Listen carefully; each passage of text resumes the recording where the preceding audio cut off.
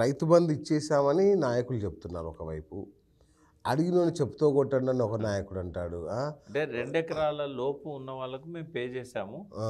ఆ లోపు ఉన్న వాళ్ళు ఎవరన్నా అడిగితే చెప్తూ కొట్టండి అని చాలా పరుష పదాలను కోమటిరెడ్డి వెంకటరెడ్డి వాడారు. అది ఆ! తప్పది. ఎందుకంటే అట్లాంటి భాష ఒక మంత్రి కోమటిరెడ్డి వెంకటరెడ్డి ఇంతకుముందులాగా ఒక ఎమ్మెల్యే కాదు. కాదు కదా! ఆయన ఒక మంత్రి. మంత్రి స్థాయిలో ఉన్న వ్యక్తి అటువంటి భాషను ప్రజల మీద వాడతారు ఎవరన్నా? హ్మ్. అసలు నేతల మీద కూడా వాడొద్దని మనం అనుకుంటున్నాం. అవును. ప్రజల మీద అట్లా చెప్తూ కొట్టండి అంటే అది ఒక సంస్కారహీనమైన మనిషి మాట్లాడేది. రెండోది ఒక ఫ్యూడల్ ధోరణి అలా కనబడతా ఉన్నది. కరెక్ట్. అంటే తను ఏ సామాజిక వర్గానికి సంబంధించిన వ్యక్తో ఆ సామాజిక వర్గం ఒక ఫ్యూడల్ వర్గంగా ముద్ర వేసుకున్నది. అవును. దొరలు అంటే ఒక వెల్మలే కాదు, ఇక్కడ రెడ్లను దొరలు అంటారు అవును. తెలంగాణ అంతా కూడా. అవును. మరి ఆ కాలం పోయింది, ఆ గడీలు పోయినాయి, ఆ భాష కూడా పోవాలి. ఇంకా చెప్పులతో కొడతా అది ఏం భాష అది? హ్మ్. అవమానించే భాష ఎప్పుడు కూడా మంచిది కాదు. అది ఓకే. ప్రజల గురించి వాడద్దు, అది రైతుల గురించి వాడద్దు, అది లీడర్స్ గురించి కూడా వాడద్దు. అంటే నాకు ఇక్కడ అర్థం కాలేదు సార్. అంటే 2 ఎకరాల లోపు వాళ్ళకే ఏస్తామని వాళ్ళు ముందే చెప్పారా? లేదు లేదంటే లేదు, అందరికి ఇస్తామన్నారు. మరి బట్ ఏంది? 2 ఎకరాల లోపు వరకు మేము పే చేసాం. ఆ లోపల వాళ్ళు ఎవరైనా అడిగితే చెప్తూ కొడతాం. అంటే వాళ్ళందరికీ మేము 100% పే చేసామని చెప్పడానికి ఈ పరుష పదాన్ని వాడాడు. తప్పది, ఓకే. అట్లా వాడకూడదు. ఆ! రెండోది అట్లేం చెప్పలే వాళ్ళు. ఇంకోటి ఏం చెప్పారు వాళ్ళు, మీరు వాళ్ళ కోటేయకండి, మేము అధికారంలోకి రాగానే మీకు 15,000 ఇస్తామన్నారు. అవును. 15,000 అంటే 7,500 ఇవ్వాలి. అవును. అది కూడా లేదు. ఇప్పుడు రేవంత్ రెడ్డి గారు రాత్రి ఆయన బహిరంగ సభలో చెప్పినప్పుడు ఏమన్నా అంటే ఫిబ్రవరి చివరి వరకు రైతులందరి అకౌంట్లో 63 లక్షల మంది రైతుల అకౌంట్లలో డబ్బులు పడతాయి అన్నాడు. మరి వాటేప్పుడు కౌలుదారులు హ్మ్. కౌలుదారులు చనిపోతున్నారు కదా, అవును. దాని గురించి గైడ్లైన్స్ లేవు, ఆ! క్లారిటీ లేదు. ప్రజలను మభ్యపెట్టడానికి రేపు పార్లమెంట్ ఎలక్షన్స్ వస్తున్నాయి కాబట్టి ఓకే. డెవలప్మెంటల్ యాక్టివిటీస్కు ఇదివరకు ఉన్న డబ్బులన్నింటినీ కూడా మళ్ళీ ఇస్తారు.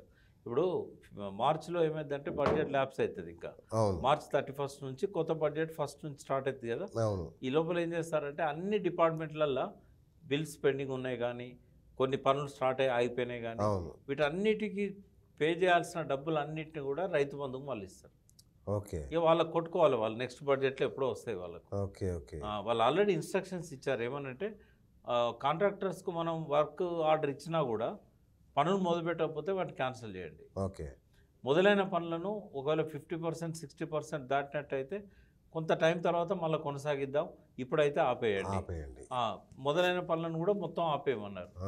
ఆ! బిల్స్ ఇప్పుడు ఇవ్వడానికి ప్రభుత్వం దగ్గర ఏం డబ్బు లేదు. ఓకే. నెక్స్ట్ బడ్జెట్ ఇయర్లో కూడా వాళ్ళ దగ్గర డబ్బు ఉండదు. ఆ! ఈ పథకాలకే పోతాయి, 6 గ్యారెంటీలకే పోతాయి డబ్బులన్నీ కూడా. అవును. ఇప్పుడు ఎలక్ట్రిసిటీ చాలా పెద్ద భారం.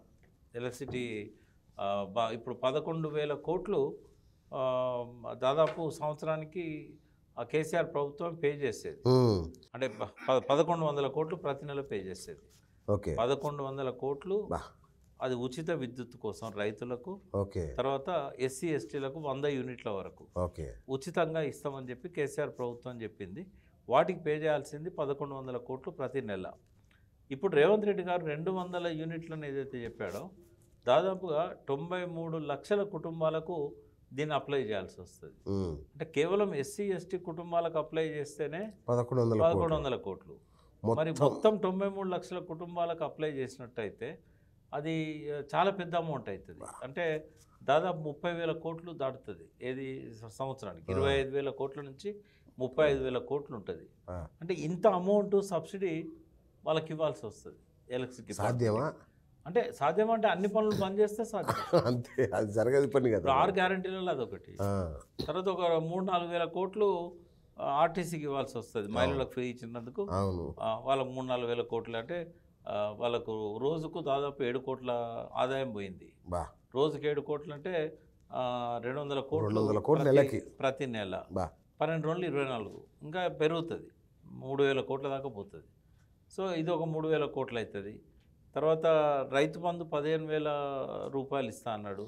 అది ఇప్పుడు మనం ఇచ్చే అమౌంట్లో 50% ఎక్కువ ఇవ్వాల్సి వస్తుంది. 10,000 రూపాయల బదులు 15,000 అంటే 50% ఎక్కువ ఇవ్వాల్సి వస్తుంది. అది కూడా కొన్ని వేల కోట్లు అవుతుంది. అంటే దాదాపు ఇంకొక 8-9 వేల కోట్ల అదనపు భారం అది. ఇవన్నీ కూడా 6 గ్యారెంటీలలో ఉన్నాయి కదా. మరి ఎట్లా డెవలప్మెంట్లో యాక్టివిటీస్ జరుగుతాయి, పెండింగ్ బిల్స్ ఎట్లా పే చేస్తారు, పాలమూరు రంగారెడ్డికి నీళ్ళు ఎక్కడి నుంచి వస్తాయి, ప్రాజెక్టులు ఎట్లా పూర్తి అవుతాయి, ఇప్పుడున్న సీతారామ కానీ పెండింగ్ ప్రాజెక్టులు కాళేశ్వరం కానీ అలా కెనాల్స్ ద్వారా నీళ్ళు ఇచ్చేటిది, ఇవన్నీ కూడా ఆగిపోతాయి. బా కాబట్టి పార్లమెంట్ ఎలక్షన్స్ దాటించేదాకా అన్ని మాటలు అన్నీ మాట్లాడతారు. మాట్లాడతారు. ఓకే. కానీ పార్లమెంట్ ఎలక్షన్స్ తర్వాత అసలు కథ స్టార్ట్ అవుతుంది.